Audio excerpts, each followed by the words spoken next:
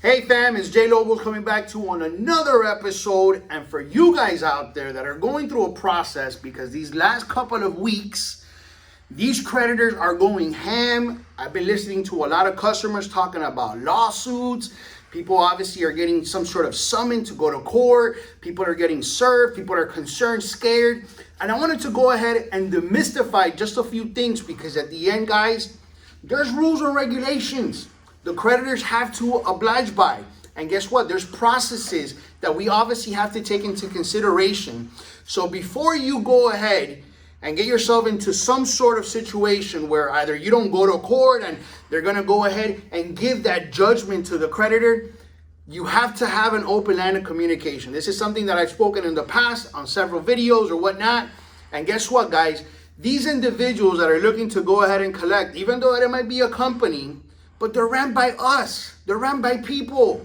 So guess what? There is options that you could potentially have available to you. So before you go ahead and not take action, don't take the initiative in trying to resolve that, I wanted to give you guys a few pointers, because again, too, a lot of people that contact me or contact our office and I'm looking at these documents, sometimes we get too concerned over something that, guess what? It hasn't gone to the side where we're at the point of no return. And what I mean by that is the following, guys. There's going to be two types of letters that you guys are going to go ahead and receive. You could have a letter, which could be, let's say as an example, from Portfolio Recovery, telling you that you have a debt or they acquired a debt from K Jewelers or whoever it is, the original creditor, right? And they're trying to go ahead and collect, or they're going to proceed with collections or whatever the case might be. First things first, guys, check your credit report. As a matter of fact, I spoke to somebody yesterday that was telling me that he got himself into a payment plan with a collection company that doesn't even exist on his credit report.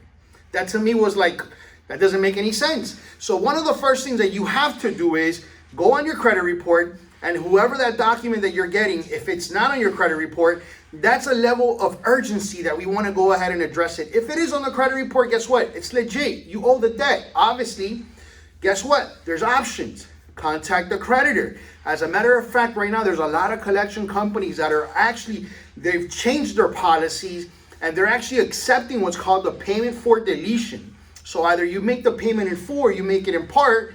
At the end, you have up to 30 days and they're actually willing to delete the information. You have to obviously ask, if I make the payment or in full or whatever the case might be, will you guys delete it? If they say no, number one step, challenge the accuracy of that information. I wouldn't just go ahead and start making payments, because again, check out my last couple of videos regarding success probabilities. Another thing too, if you've gone through a process right now that you got some court documents and it tells you that obviously we're going through COVID and it's telling you that you have a Zoom meeting that you have to, speak to a judge or whoever the case, some sort of legal individual, then guess what? That is something that now it has a certain level of urgency. And my suggestion for you guys is don't go ahead and get those documents, put them away, take action. Again, check your credit report, make sure that that information is yours. And if it is, contact the creditor. There's a contact information in there. There's actually an attorney's office, or there should be an attorney's office in there. Again, you're looking for signs. And one of the signs that I look for are for check marks, for stamps from the courts, because sometimes too, I've noticed these tactics from attorney's office.